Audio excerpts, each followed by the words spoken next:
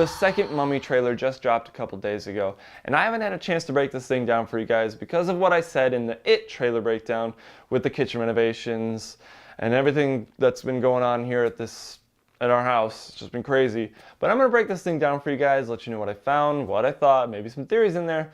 So let's get started. The first thing we hear in this trailer is the words "get down," and I have to be honest, I thought it was Brendan Fraser at first. It still kind of sounds like him. I've listened to it over and over and over again, but it still kind of sounds like Brendan Fraser. And I think it would be so awesome if they put him in there just as a cameo at the beginning. That's all they need. Just to nod, to be like, yeah, we know you loved these ones, the Brendan Fraser mummies. These are now going to be Tom Cruise's movies. We get this whole scene of Tom Cruise and this other guy running away, shooting at other people who are shooting at them. I don't really understand what is going on here. I'm assuming it's again because they are not supposed to be there. They're trying to find the mummy, or they're archaeologists digging where they shouldn't be. It's just a way to give Tom Cruise more action in a movie that may not just be considered an action movie. But I feel like this guy doing comic relief is not well placed at all. And we get explosions everywhere. People get mad at Michael Bay for explosions. Those are giant robots firing like energy weapons. What the heck is going on here? I mean, these are huge explosions. Are they just being fired from an RPG? Because I don't think those explode like that. But I've never fired one. I've never been in the vicinity of one, so I honestly couldn't tell you. So this big explosion goes off, and then Tom Cruise and this other guy are like sliding into this hole. And it suddenly stops so that Tom Cruise can stand up and say, "What the hell?" And I don't know, it just seems a little too convenient that the gunfire has stopped just long enough for him to look at this in wonder. So Annabelle Wallis's character comes in and says, whatever's in there has been hidden for 2,000 years. And you can see that this is a huge room. I don't understand how everything on top of it has not fallen in, because that doesn't seem structurally sound, but I could put that aside. And then she goes on to say that it's not a tomb, it's a prison. And of course Tom Cruise doesn't give a crap. He's just firing a gun to release a chain.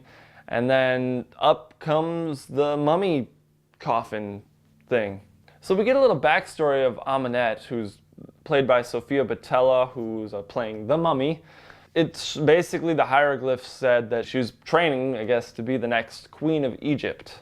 And then she ends up killing the king or pharaoh of Egypt. She's captured and she's mummified. I just wonder if they're going to bring in the scarabs like they did with the Brendan Fraser mummy. When they mummified Imhotep, they just poured a bunch of scarabs on him to basically eat him alive.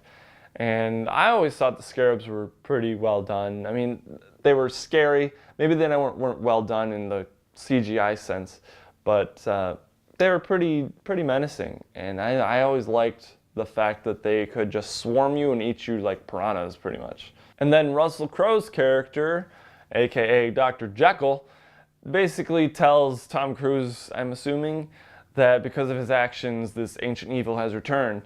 And then we get this same scene of the plane crashing. We get the birds crashing into the cockpit, which is dumb, in my opinion. Tom Cruise saves Annabelle Wallis's character, and again we see him crash to the ground. At least we get a slightly better yell from him, but just wait, there's a better one later. And again we get to see the body bag scene where Tom Cruise wakes up and he's not dead from the plane crash. And Russell Crowe basically tells Tom Cruise that you're alive because you were chosen. Tom Cruise is like, what? Chosen? I have a feeling that they're going to make Tom Cruise Van Helsing, because, like I said in the last trailer breakdown, he's like immortal pretty much. He can't be hurt. He goes through all these things and he's just like no scratches, nothing. And that's how I assume he's going to be a monster, hunter, killer thing. This shot of the mummy is probably my favorite shot of it so far. It's pretty creepy looking. She's walking kind of like a spider or like The Exorcist or something. And it's really well done. And it shows that they're going to try and include a little bit more horror elements into this instead of just strictly action, which the 99 version with Brendan Fraser, I thought did a fantastic job of mixing horror and action, because we hadn't really seen that kind of CGI before with The Mummy. I liked it. I thought it was incredible.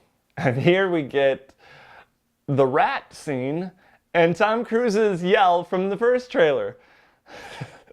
Why do they keep reusing that audio? It didn't work in the first trailer. It definitely doesn't work in this trailer. Why? And this scene where she screams and all these glasses are shattering, it's like, I guess she can hit those high notes. But I have to say, the scene where she's climbing up that chain backwards, like Spider-Man, except backwards, is kind of creepy. I like it. Again, here we have that fog scene. I feel like they're just reusing a lot of stuff that they've already used in the first trailer. And if you've seen my first trailer breakdown for this, you'll know that it did not work for me. And we just get a bunch of shots just assaulting your eyes. But this shot, when they're underneath what I assume is a boat that's tipped over, and Tom Cruise and Annabelle Wallis are saying, "Don't leave me," and you see the mummy come out of the water, that was pretty creepy. It kind of reminded me of The Ring or The Grudge. And The Grudge, I thought, was actually a pretty creepy movie. The Ring, the first one was okay. And of course, we get an underwater scene where the audience is going to be holding their breath for like 5-10 minutes.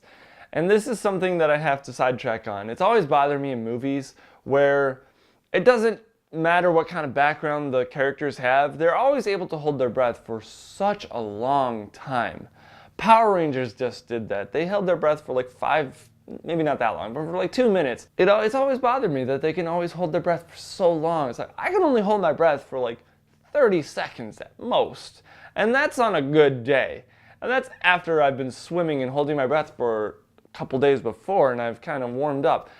Maybe that's just me and I'm bad at holding my breath, but you know, it's always bothered me. So again, we get the fog scene again, and a bunch of action shots, and Tom Cruise falling out of an ambulance in the woods, where we get that follow-up shot where he's got that pipe from the previous trailer. But it's just further proof that he's basically not able to be hurt, and I still don't quite understand why that happens. I assume that they're going to explain it a little bit better in the movie. But the fact that the stakes for this character are like, well, he can't get hurt, we don't need to be concerned, that just doesn't make the movie or the character very identifiable. Like, you can't connect with that character. And then we get this showdown between Tom Cruise and the mummy. Again, because he can't get hurt, it's not going to be that desperate of a scene. It's just a way for them to add more action into this movie.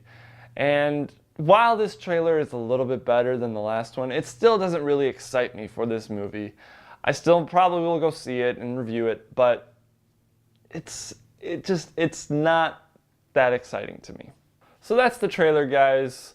Not much to be said about this trailer. Again, it doesn't really excite me, just like the last trailer. It's a little bit better than the last trailer, but still not that exciting. But yeah, let me know what you guys thought in the comments section below. And if you like this video, be sure to give it a big old thumbs up, subscribe to the channel, make sure you hit that bell icon next to the subscribe button so you can be notified when we upload new content. And as always, guys, thank you so much for watching, and I'll see you in the next video.